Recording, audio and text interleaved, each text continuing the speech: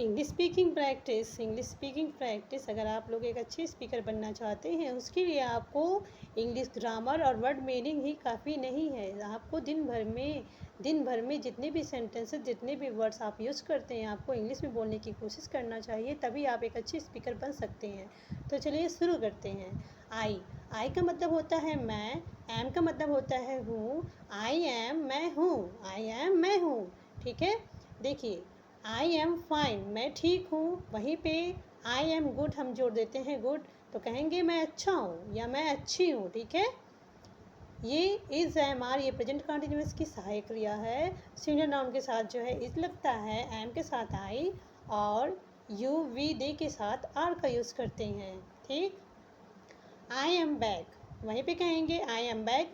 अगर आपको किसी से कहना है मैं वापस आ गया हूँ तो इंग्लिश में कहेंगे I am back. I am back. I am worried, worried मतलब होता है चिंतित, चिंतित या चिंता करना। अगर आपको किसी से कहना है मैं चिंतित हूँ, इसी को इंग्लिश में बोलना चाहते हैं तो कहेंगे आई एम वरीड मैं चिंतित हूँ। I am grateful, I am grateful. अगर आपको किसी से कहना है मैं दयालु हूँ या मैं कृतज्ञ हूँ, मैं दयालु हूँ या मैं कृतज्ञ हूँ, इसी को आप इंग्लिश में बोलना चाहते हैं तो कहेंगे I am grateful, I am grateful मैं कृतज्ञ हूँ। I am trying, I am trying, इसी को आप इंग्लिश में इसको मैं कोशिश कर रहा हूँ, मैं कोशिश कर रहा हूँ। अगर इसी को इंग्लिश में बोलना चाहते हैं तो कहेंगे I am trying, I am trying मैं कोशिश कर रहा हूँ। वही अगर आपको किसी से कहना है आई एम टायर्ड मैं थका हुआ हूँ, मैं थका हूँ या मैं थका हुआ हूँ, अगर इसी को आप इंग्लिश में बोलना है मैं थक गया हूँ, इसी को इंग्लिश में बोलना चाहते हैं तो कहेंगे आई एम टायर्ड। क्या कहेंगे, कहेंगे आई एम टायर्ड मैं थक गया हूँ। I am coming, I am coming, coming मतलब होता है आना, टायर्ड मतलब होता है थका हुआ। आई एम कमिंग मैं थक गया हूँ, I am tired. I am coming मतलब होता है मैं आ रहा हूँ, आ रहा हूँ, कमिंग मतलब होता है आना।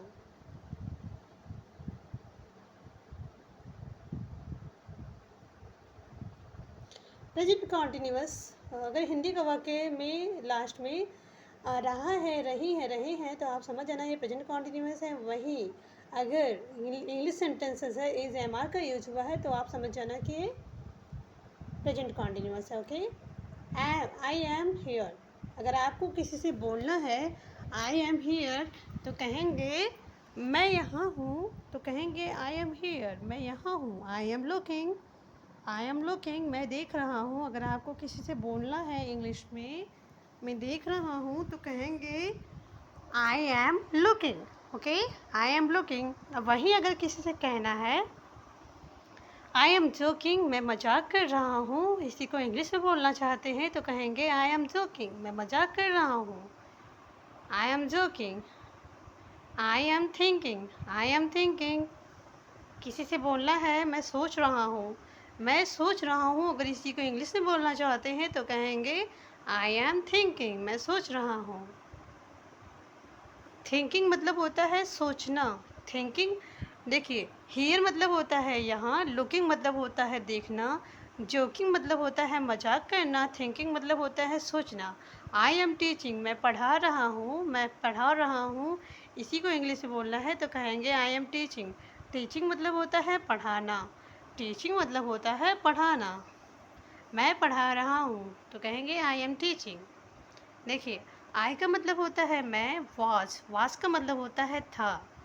ये पास्ट कॉन्टिन्यूस में यूज होता है। वाज वर्ड सिंगुलर नाउन के साथ वाज लगता है, प्लूरल नाउन के साथ वर लगता है। आई वाज मतलब होता है मैं था, आई वाज मतलब होता है मैं था। ठीक, I was busy, I was busy अगर आपको किसी से कहना है मैं व्यस्त था, मैं व्यस्त था, इसी को आप इंग्लिश में बोलना चाहते हैं तो इंग्लिश में कहेंगे आई वॉज बिजी मैं व्यस्त था। I was worried, I was worried मैं चिंतित था, मैं चिंतित था। आपको पिछली बातें बतानी हैं, बीती हुई बातें अगर किसी से कहनी है, जैसे मैं व्यस्त था, मैं चिंतित था, मैं चिंतित था, तो इसे इंग्लिश में कहेंगे आई वॉज वरीड। ठीक, अब I was teaching, I was teaching, मैं पढ़ा रहा था, मैं पढ़ा रहा था। इसी को इंग्लिश में, बीती हुई बात को इंग्लिश में बतानी है तो वहाँ पे हम वॉच का प्रयोग कर देंगे। तो कहेंगे आई वॉज टीचिंग, मैं पढ़ा रहा था। I was driving, I was driving, मैं गाड़ी चला रहा था। अगर आपको इंग्लिश में किसी से कहना है मैं गाड़ी चला रहा था तो कहेंगे इंग्लिश में I was driving, I was driving, मैं गाड़ी चला रहा था। आई होप आप लोगों को वीडियो अच्छा लग रहा होगा। अगर वीडियो अच्छा लगे तो प्लीज़ एक प्यारा सा कमेंट करके बताएं कि वीडियो आपको कैसा लगा।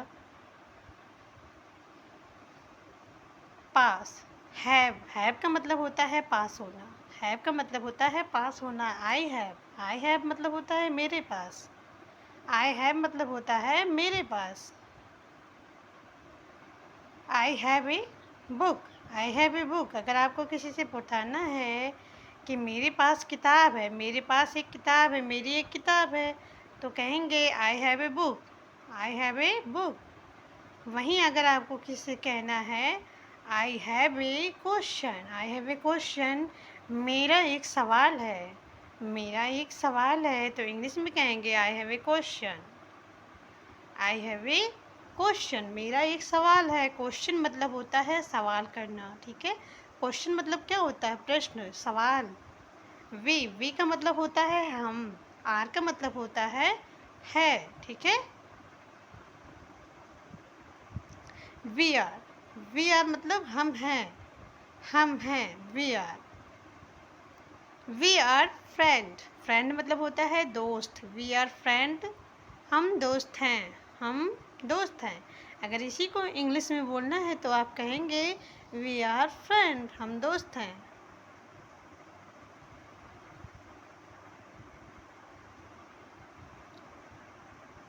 अगर आप लोग चैनल पे नए हैं तो प्लीज़ सब्सक्राइब कर दीजिएगा, लाइक कर दीजिएगा, बेल आइकन को हिट कर दीजिएगा।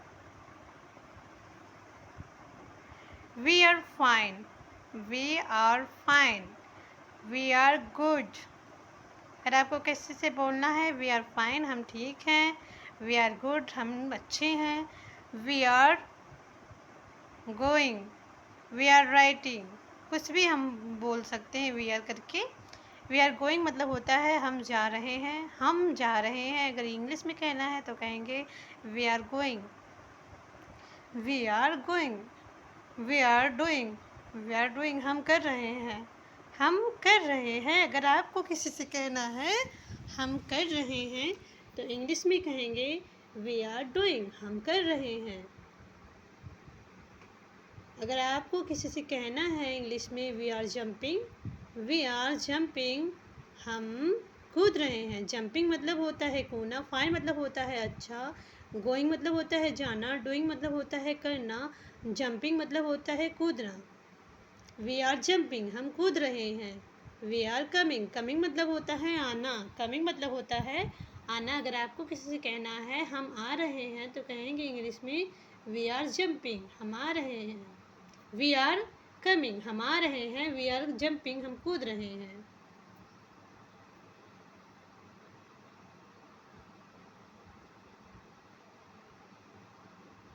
कैन, कैन जैसे क्षमता या एबिलिटी बताता है, जैसे हम किसी कार्य को कर सकते हैं, हमारी क्षमता कितनी है, तो कैन यही बताता है। कैन का मतलब होता है कर सकना, कर सकते हैं, सकती है, सकता है, तो वहाँ पे हम कैन का यूज़ करते हैं, ठीक है। जैसे ही कैन, ही कैन, तो इसकी हिंदी होगी वह कर सकता है, वह कर सकता है, तो हम कहते हैं ही कैन। अगला सेंटेंस है, अगला सेंटेंस है ही कैन डू इट, तो इसकी हिंदी होगी वह यह कर सकता है, वह कर सकता है, वह यह कर सकता है। अगर हमें यही बात कहनी है वह नहीं कर सकता तो हम कहते हैं ही कांट, कांट को हम कैन नॉट भी बोलते हैं। ही कांट, वह नहीं कर सकता, वह नहीं कर सकता, ही कांट।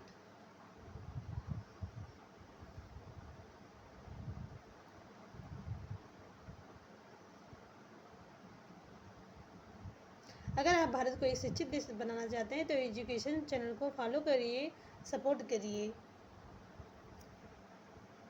जिससे बच्चा बच्चा इंग्लिश बोले। मे बी का मतलब होता है शायद या हो सकता हो। जहाँ संदेह प्रकट होता है वहाँ पे मे बी का यूज करते हैं। जैसे maybe a little late, maybe a little late, थोड़ी देर हो सकती है, थोड़ी देर हो सकती है। अगर इसी को इंग्लिश में कहना है तो हम कहते हैं maybe a little late, थोड़ी देर हो सकती है। Maybe next month, maybe next month, अगर इंग्लिश में कहना है तो कहते हैं शायद अगले महीने में, शायद अगले महीने में, तो हम कहते हैं मे बी नेक्स्ट मंथ, शायद अगले महीने में। Maybe later, maybe later, अगर इसी को इंग्लिश में कहना है तो हम कहते हैं शायद बाद में, शायद बाद में, तो इंग्लिश में कहेंगे मे बी लेटर, शायद बाद में। Maybe next time, may be next time, तो हम इंग्लिश में कहेंगे शायद अगले बार, शायद अगली बार, मे बी नेक्स्ट टाइम, शायद अगली बार।